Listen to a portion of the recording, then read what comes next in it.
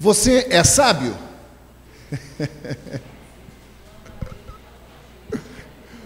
Como é que é? Por sabedoria. Você conhece alguém sábio? Conhece? Mais ou menos? Há momentos. Quem foi o homem mais sábio do mundo? Alguém tem ideia? Quem foi o homem mais sábio do mundo, tirando Valério? Salomão. Muito bom. Pelo menos é o que a Bíblia diz, que ele foi um dos homens mais sábios do tempo dele e também de toda a história. E ele pediu a Deus sabedoria, aquilo que Conceição diz que pede cada semana a Deus. Por favor, Deus me dá sabedoria. E de forma sobrenatural, Deus deu a ele sabedoria e ele se tornou famoso por isso. Tanto é que hoje, milhares de anos depois, a gente lembra desse homem, né? Ele se tornou famoso pela sabedoria. Mas a Bíblia diz que há dois tipos de sabedoria, não é? Como podemos distinguir uma da outra? Como podemos saber a diferença entre essas sabedorias? Como a gente pode fazer isso? Nessa manhã nós vamos ver o que Tiago tem a nos dizer sobre isso. A gente vai ver o capítulo 3, versículo 13 até o 18. Se você tem sua Bíblia aí, você pode abrir comigo. Capítulo 3, versículos 13 a 18. Principalmente o versículo 13, ele diz: quem é sábio e tem entendimento entre vocês? Ele basicamente faz a mesma pergunta que eu fiz aqui no início. Você é sábio? Quem de vocês é sábio aqui, tem entendimento? E aí ele fala que demonstre essa sabedoria e também inteligência, o entendimento, pelo seu bom procedimento, mediante obras praticadas com a humildade que provém da sabedoria. Sabedoria. É a segunda vez que Tiago faz essa menção. A primeira vez ele faz lá no primeiro capítulo, né? Tem alguém em falta de sabedoria? Peça a Deus, lembra disso? E eu me lembrei de uma história essa semana de dois homens que estavam caminhando em direção ao metrô. E no centro do Rio, você sabe como é que é? Aquela coisa maluca, todo mundo quer chegar ao mesmo tempo. E um deles disse para o outro: vamos correr para pegar o próximo metrô, e assim a gente vai ganhar 3 minutos do nosso tempo. E o outro olha para ele e diz: ok, e o que de significativo, o que de importante nós vamos fazer com os 3 minutos que a gente vai salvar? Isso me fez pensar, e às vezes eu me pergunto, se nós paramos para pensar naquilo que estamos fazendo, e se há algum motivo real de fazer o que a gente está fazendo, ou a gente faz as coisas só no piloto automático. Já se perguntou isso? Será que a gente está só no piloto automático, fazendo as coisas, correndo, pegando o metrô para ganhar 3 minutos? Ok, mas e daí? Por que você está correndo para pegar o metrô antes? Por que você faz o que você faz? Você já se perguntou sobre isso? Tiago capítulo 1, versículo 5 diz: se algum de vocês tem falta de sabedoria, peça a Deus, que a todos dá livremente, de boa vontade, lhe será concedida. Esse texto nos mostra que Deus quer que nós sejamos sábios, desejo de Deus. Agora, aqui tem uma questão, que é extremamente complicada. Se você pede sabedoria, como você sabe que o que você recebe é de Deus? Como é que você sabe? Deus, por favor, me dá sabedoria. De repente, vem um lapso de sabedoria. Como é que você sabe que isso vem de Deus ou não vem de Deus? Como é que você discerne esse tipo de coisa? 2 tipos de sabedoria. E aí eu fiquei com uma cabeça desse tamanho essa semana. Pensando, caramba, como discernir quando a sabedoria vem de Deus ou não? Você aceita a primeira coisa que vem na sua mente? Que critérios você usa para discernir? Que critérios? Nós estamos sempre diante de opiniões diferentes, não é? Sempre. E elas estão sempre presentes e influenciam as nossas decisões. Sempre, é fato. Se eu moro numa comunidade pobre do Rio de Janeiro, eu vou tomar decisões, às vezes, que são relativas à minha realidade, onde eu moro. Agora, como tomar decisões sábias, levando em consideração as influências que estão à sua volta? Como você pode conhecer a diferença entre essas duas sabedorias? É o que Tiago nos ajuda a entender nesse texto. Ele diz que há dois tipos de sabedoria.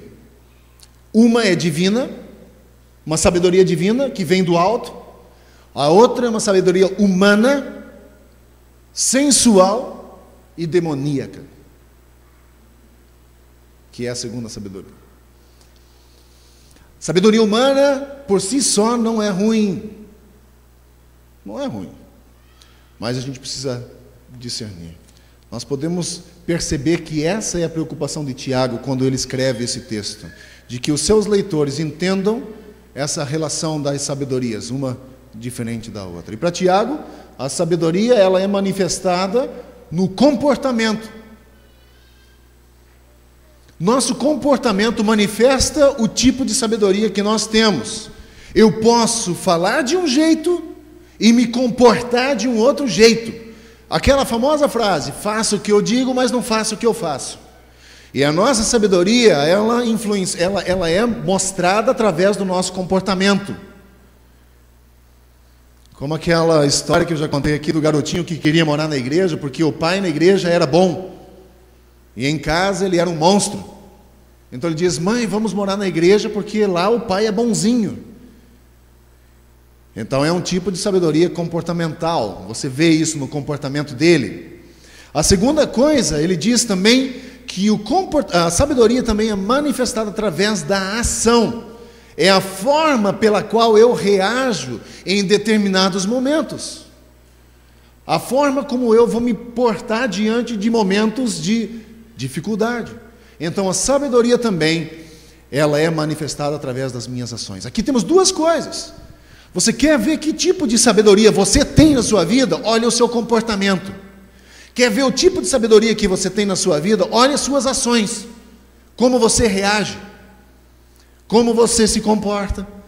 E aí você já vai tirar uma conclusão de quem você é. Isso já chega próximo ao que Tiago quer falar. Mas, na verdade, o que Tiago quer definir é a sabedoria que vem do alto e a sabedoria que não vem do alto. E ele fala de uma falsa sabedoria. Olha só, a partir do versículo 14. Tiago, capítulo 3, versículo 14. Contudo, se vocês abrigam no coração de vocês inveja amarga e ambição egoísta, não se gloriem disso, nem neguem a verdade. Esse tipo de sabedoria não vem dos céus, mas é terrena. Não é espiritual, mas é demoníaca. Pois onde há inveja e ambição egoísta, aí há confusão e toda espécie de males. Temos a primeira definição de uma sabedoria. Uma sabedoria que não vem do alto é uma sabedoria egoísta, uma sabedoria que é, como ele diz, de inveja amarga, de ambição egoísta. E esse tipo de sabedoria, se adquirida e usada de forma certa, é uma bênção de Deus em nossa vida, uma sabedoria provinda do alto. O grande problema é que às vezes achamos que somos muito sábios. Tinha um pastor amigo meu que ele é pastor hoje ainda. Ele diz, antes dos filhos dele nascerem, ele achava que entendia tudo de criação de filhos. Eu sei tudo antes dos filhos crescerem. Quando os filhos nasceram, hoje são adultos todos eles, ele disse para mim um dia, hoje eu entendo um pouco de criação de filhos, depois de três filhos. Às vezes a gente acha que é sábio, não é? Imagine você está conversando com alguém e você chega a ficar até exaltado para defender o seu ponto de vista, porque na sua mente você está certo, E você se exalta, e você diz, mas eu estou certo, e quer provar por todos os meios que a outra pessoa está errada. E naquele momento você tem absoluta convicção de que você está certo. Aí você vai para casa, você acalma o teu espírito, e você de repente começa a pensar e diz, eu acho que eu falei demais, eu acho que eu não estava tão certo. Gente, às vezes nós achamos que somos sábios. Não é bem assim. Tiago nos ajuda a tirar a prova dos 9. E diz que a falsa sabedoria, que é humana e diabólica, traz confusão e más coisas. E estão de mãos dadas com no mínimo 3 coisas. Ele diz aqui, duas coisas, aliás, desculpem. Inveja amarga, que na verdade é um desgosto, um ódio, a inveja, um desgosto, um ódio, ou um pesar por prosperidade ou alegria de uma outra pessoa. Isso é uma inveja. É quando você sente um desgosto, um ódio, um pesar, uma tristeza quando o outro está indo bem. Cobiça é uma cobiça. Você cobiça as coisas dos outros. É diferente de admirar aquela pessoa. Você quer o que o outro tem. A inveja cultivada de forma errada destrói. Né? Agora imagine misturar a inveja com a amargura, que é uma aflição, uma angústia, um desgosto, uma dor moral. Imagina você misturar a inveja com a amargura. É um sentimento tão destrutivo quanto o câncer. Depois ele fala de ambição egoísta, uma qualidade de ser egoísta. O termo que ele usa aqui, do grego, é o termo político, daquele político que vai fazer propaganda no corpo a corpo. Vote em mim, eu sou o cara para o cargo, eu sou o melhor, eu sou o homem para isso, eu sou. É disso que ele está falando, eu sou melhor, minha opinião é a melhor. O termo grego é isso que ele diz, é um termo político, que trata só dos seus interesses, uma pessoa comodista, que possui amor exclusivo a si próprio, ambição egoísta. Aí você pode perguntar, é errado um cristão ser ambicioso? Não. É errado ser ambicioso e egoísta. Achar que você é a pessoa insubstituível para todos os cargos, para todas as áreas da vida. Precisamos ter ambição, Deus colocou isso em nosso coração, almejar uma coisa melhor, ir atrás de coisas maiores. Isso nos impulsiona. É bom para mim, bom para você, bom para todo ser humano. A ambição é bom, é preciso ter. Ambição egoísta, Tiago diz que, se cultivada, ela é demoníaca, ela é humana, não faz bem. Então nós temos essa definição. Se você cultiva em seu coração, como diz ele, ambição egoísta, não tenha orgulho disso, e nem negue a verdade, não tente colocar panos quentes. Ele diz, não negue essa verdade, assuma que você está tendo. Não coloque panos quentes tentando remediar, vou fazer a coisa um pouco mais agradável, diminuir a intensidade. Não neguem a verdade. Esse tipo de sabedoria não vem do céu, mas é terrena. Ela não é espiritual, mas é demoníaca. Pois onde há inveja e ambição egoísta, aí há confusão e toda espécie de males. Mas também, Tiago fala de uma verdadeira sabedoria. Versículo 17, até o 18, ele diz, mas a sabedoria que vem do alto é, antes de tudo, pura. Depois, pacífica, amável, compreensiva, cheia de misericórdia e de bons frutos, imparcial e sincera. O fruto da justiça semeia-se em paz para os pacificadores. No final desse texto ele fala sobre paz. E a sabedoria, a sabedoria do alto, ele traz paz. Ele precisa trazer paz. Mas antes ele coloca várias coisas. Ele diz que, em primeiro lugar, ela é, antes de tudo, pura. Pureza é fruto de intimidade com Deus. Não há interferência humana nem diabólica, é uma ação de Deus, é direcionada de forma divina, vem de Deus. Pureza vem de Deus, e ela precisa ser pura. Depois ele diz que a sabedoria precisa ser pacífica, ela precisa promover o melhor meio de chegar-se à paz. E aí, olha só como é complexo, a gente está falando agora de conflitos. E uma sabedoria no meio de um conflito precisa achar o melhor meio de chegar à paz. Pergunto para você, no meio de um conflito, você tem vontade de chegar à paz? Você tem vontade de enfiar a mão na cara do outro? Porque, na verdade, a nossa sabedoria é muito mais terrena, de uma ambição egoísta, eu estou certo e você não, do que uma sabedoria do alto que promove a paz. Pacífica. Depois ele diz amável, que nos faz bem.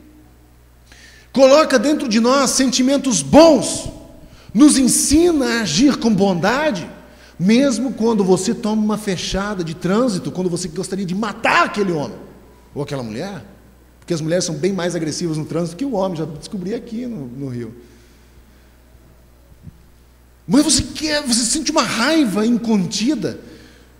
Mas a nossa sabedoria, diz Tiago, precisa ser amável, precisa ser compreensiva, promove comunhão verdadeira, compreensibilidade, é reconciliadora.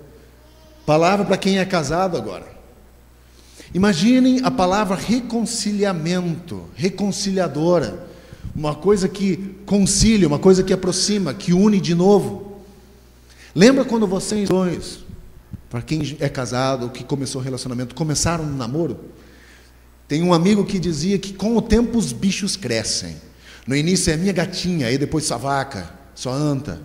Com o tempo os bichos crescem.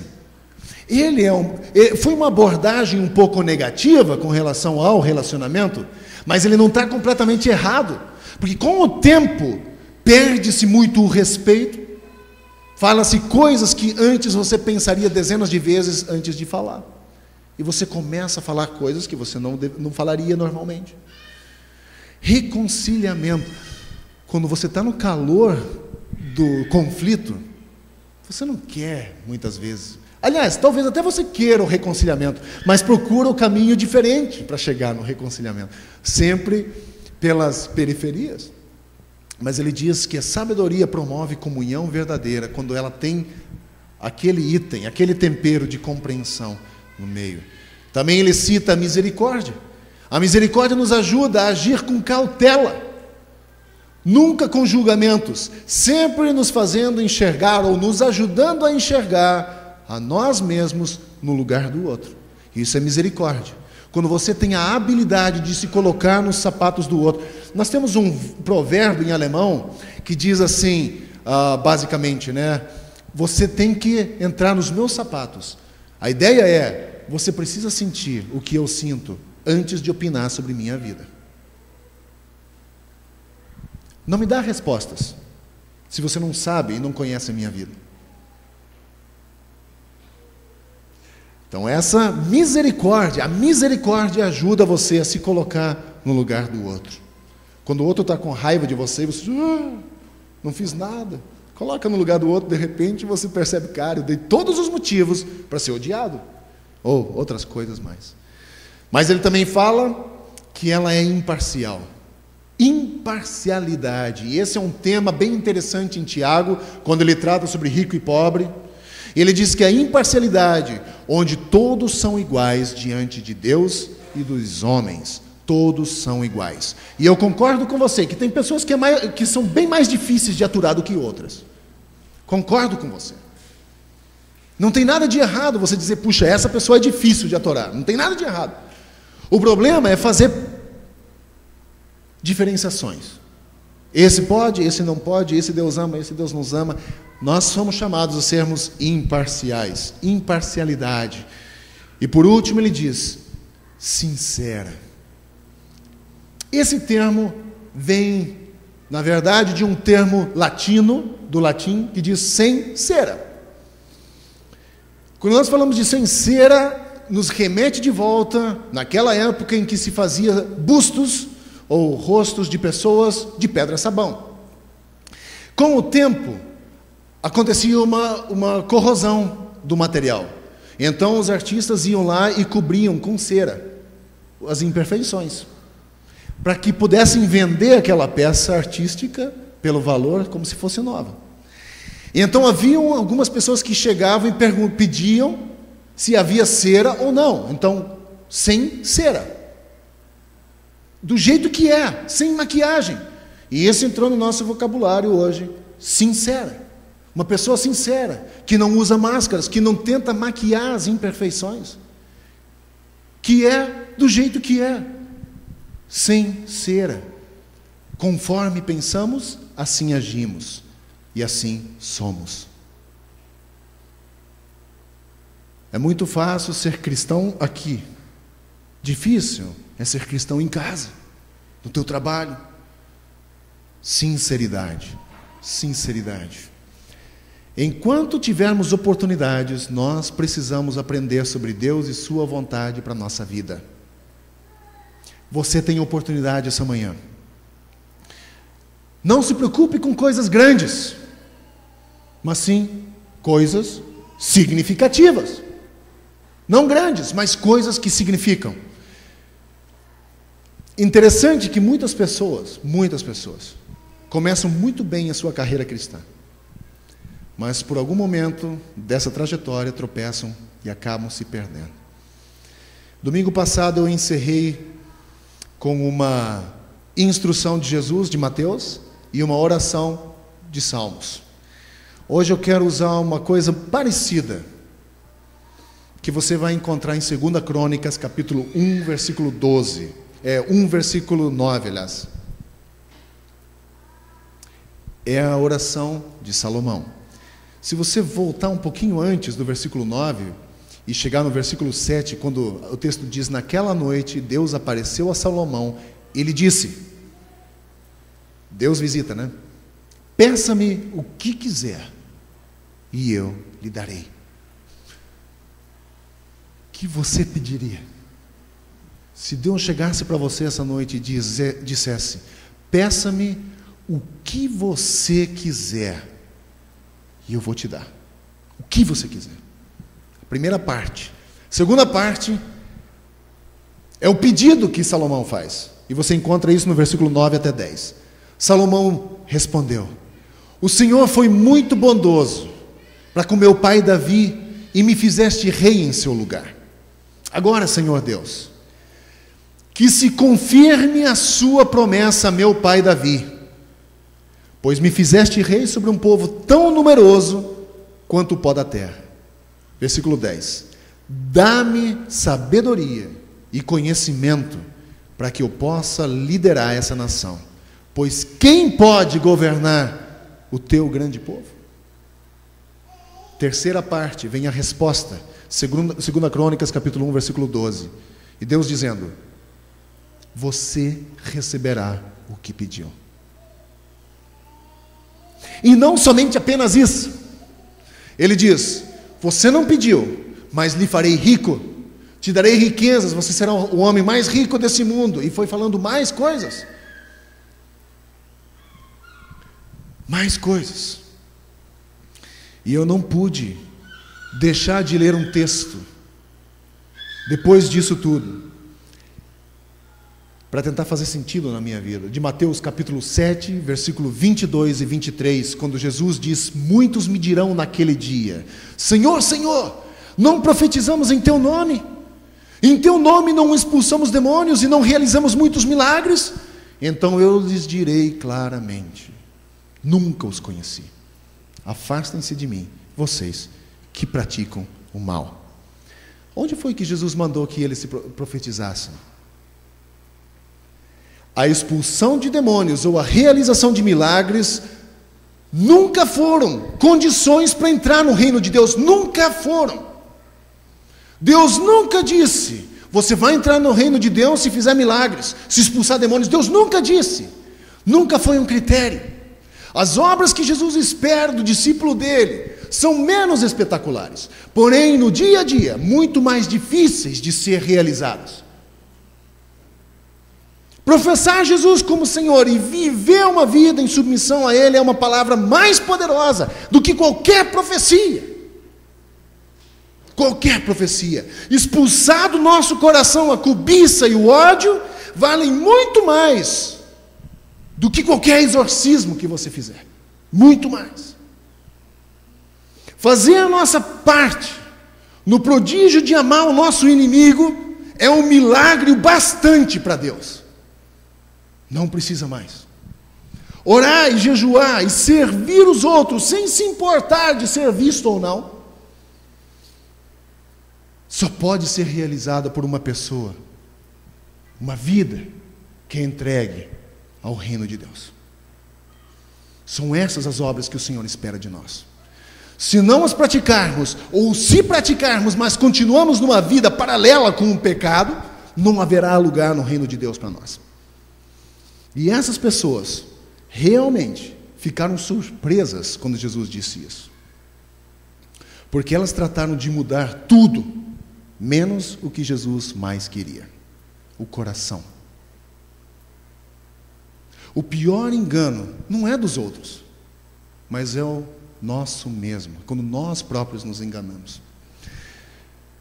Minha oração essa manhã é que nós possamos deixar o Senhor realizar o maior milagre possível em nós: a mudança de nossos corações. O maior milagre. Para que nós possamos seguir o Senhor com tudo que temos e com tudo que somos. E assim a única surpresa que eu e você teremos naquele dia será com o tamanho das bênçãos que o Senhor tem reservado para mim e para você. Não é pelos milagres que você faz, não é pelas expulsões. Expulsa do seu coração o ódio, a inveja amarga. Aquilo que o Tiago fala. Que Deus abençoe você. Que Deus ajude você nessa caminhada. Que Deus leve você para cada vez mais perto dEle. Que as batidas do coração de Deus sejam essas batidas desses princípios na nossa vida. Que Deus nos ajude. Vamos orar. Todo-Poderoso, Deus e Pai, nós nos enganamos, mas ninguém engana o Senhor. Por favor, proteja-nos da ilusão de sermos autores de grandes obras. Ajude-nos a buscar aquilo que a nós pertence, a entrega dos nossos corações a Jesus, para que Ele opere o milagre da nossa conversão a cada dia. A cada dia. Deus, ajude-nos a andar como homens e mulheres sábios, que buscam a sabedoria do alto, não a sabedoria humana, terrena somente, mas a sabedoria que provém do Senhor. Ajude a gente nesse dia, que possamos sair daqui impactados pelo Teu amor, por Tua palavra, por Teu encorajamento nessa manhã. Por favor, Deus, nos faça melhores crentes, melhores cristãos. Que a gente dê prioridade para coisas significativas e não somente para coisas grandes aos nossos olhos, mas que possamos ouvir a Tua palavra, dita de forma suave, como uma brisa, nos momentos de silêncio do nosso coração. Peço nessa manhã que o Senhor nos abençoe ainda nesse dia. Deus, em nome de Jesus eu oro nessa manhã, que a graça do Senhor Jesus, que o amor de Deus o Pai, a comunhão e consolação do Espírito Santo sejam conosco hoje e sempre.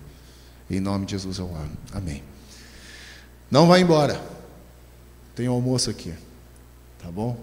Vai ser um prazer passarmos mais alguns momentos juntos. Tá bom? Então não vá embora. Fica aí. Vamos bater papo. Deus abençoe vocês. Agora nós podemos atrasar os relógios, para quem não fez ainda. E aí é meio-dia agora, no horário de verão. A gente atrasa e temos 11 horas. Podemos celebrar um bocado ainda, né? Deus abençoe vocês.